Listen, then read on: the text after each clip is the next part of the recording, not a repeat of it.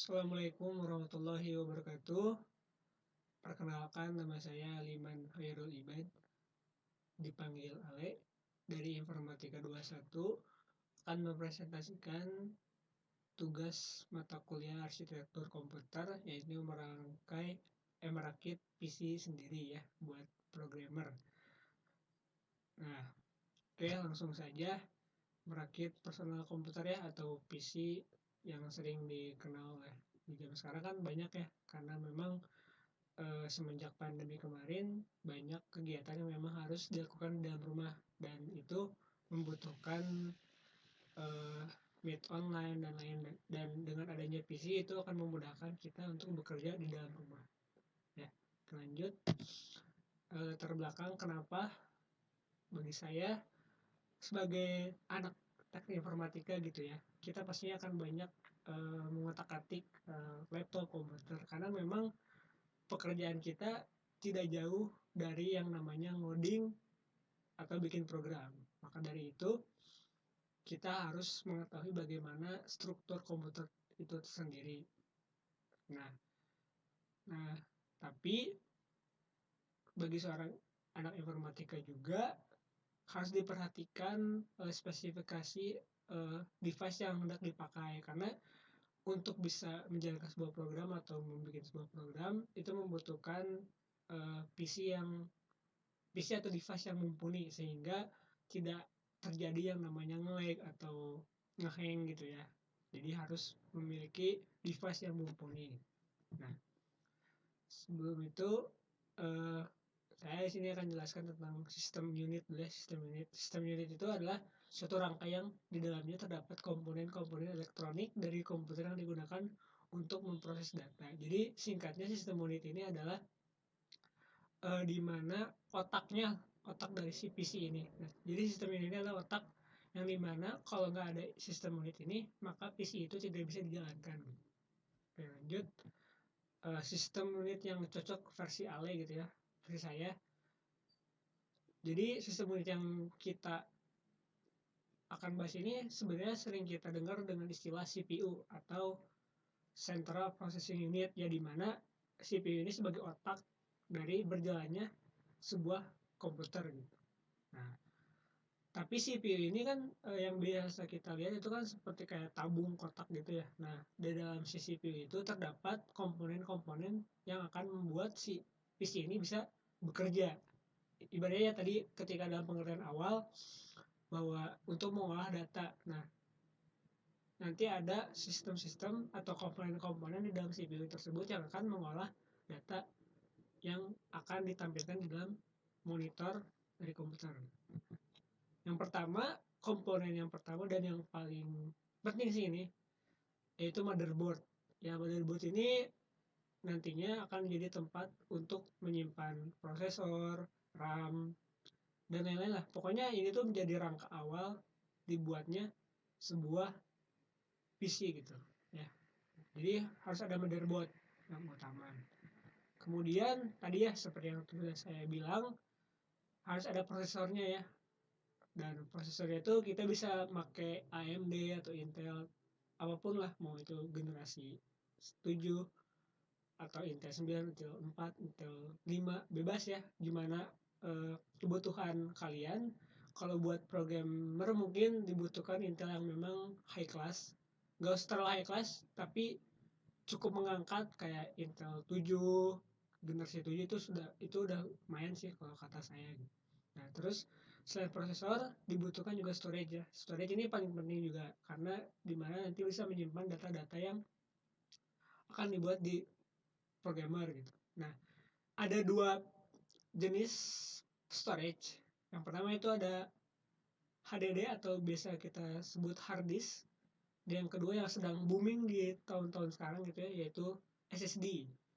Yang dimana sebenarnya HDD dan SSD ini punya kelebihan dan kekurangan masing-masing ya. Kalau HDD itu mungkin yang kita tahu ya gitu-gitu aja mungkinnya, karena mayoritas laptop komputer itu kan makanya HDD, jarang yang pakai SSD, karena SSD itu juga baru, dan SSD ini belum banyak lah di pasaran, jadi masih langka. Tapi performa yang dihadirkan oleh SSD ini memang lebih baik daripada HDD atau hard disk. Jadi tinggal tergantung kalian nih, kalian tipe yang gimana. Kalau kalian mau langsung invest yang gede, mending beli SSD. Kalau misalkan kalian pengen tipis-tipis, ya udah HDD aja dulu. Nanti ketika udah ada uangnya bisa ganti SSD gitu. Lanjut, sini ada RAM dan VGA ya. RAM dari RAM dulu lah. RAM ini kan singkatan dari Random Access Memory, dimana ya itu biasa kita notice kalau kita pengen yang namanya download game-game berat seperti Genshin, Dota 2, itu kan butuh RAM yang gede lah. Nah, jadi RAM ini sangat penting karena dia sudah menyimpan memori, dia juga yang tadi eh, bisa memaksimalkan atau mengoptimalkan game-game tersebut atau beberapa alat kayak Visual Studio, pokoknya alat coding juga kalau RAM-nya gede kan bisa lebih maksimal gitu bekerjanya. Dan kalau buat programmer sih mungkin seminimal-minimalnya RAM 4 GB juga udah cukup lah, mau itu laptop mau komputer, RAM 4 GB tuh udah lumayan cukup. Cuman untuk di zaman sekarang mungkin bisa ditambah jadi 6 atau 8 lah ya, kalau mau tenang banget mending 8 sih kalau kata saya.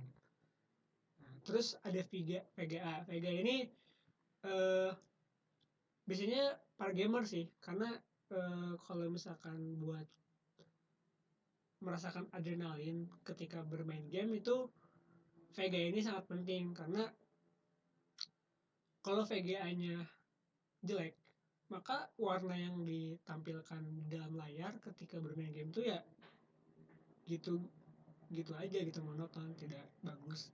Nah, kalau misalkan VGA-nya bagus, insya Allah si grafiknya pun akan memanjakan mata gitu. Nah, lanjut, di sini ada sound card, power supply, dan cooling fan ya. Kalau sound card itu ya nanti akan jadi tempat di mana kita kalau ingin memasang uh, output device kayak headset atau speaker, nah ini ada portnya ini di sound card tuh. Jadi sangat penting kalau misalkan pengen pakai headset, tinggal nah ini sound cardnya harus ada gitu. Kalau nggak ada ya kita nggak bisa mendengarkan headset. Terus power supply ini gunanya untuk tenaga gitu ya, tenaga si CPU ini, karena kan tadi udah ada RAM, udah ada VGA, udah ada prosesor. Kalau misalkan nggak ada powernya nih, sumber kekuatannya, sumber energinya, power supply nih yang akan jalan gitu sih PC ini. Kalau misalkan pengen yang bagus, belinya yang mahal gitu ya, jangan yang murah. Tapi kalau misalkan pengen hemat budget, ya mending yang standar aja gitu, nggak usah gaya sultan tapi duit nggak ada gitu ya. Nah, yang terakhir ada cooling fan. Cooling fan ini gunanya ya buat mendinginkan di dalam CPU. Karena kan ketika si CPU ini bekerja, itu kan pasti menggunakan listrik dan itu akan panas gitu ya. Nah, dengan adanya cooling fan atau cooler ini, itu akan mendinginkan si CPU. Jadi nggak gampang panas dan kita tidak akan panik atau apa gitu.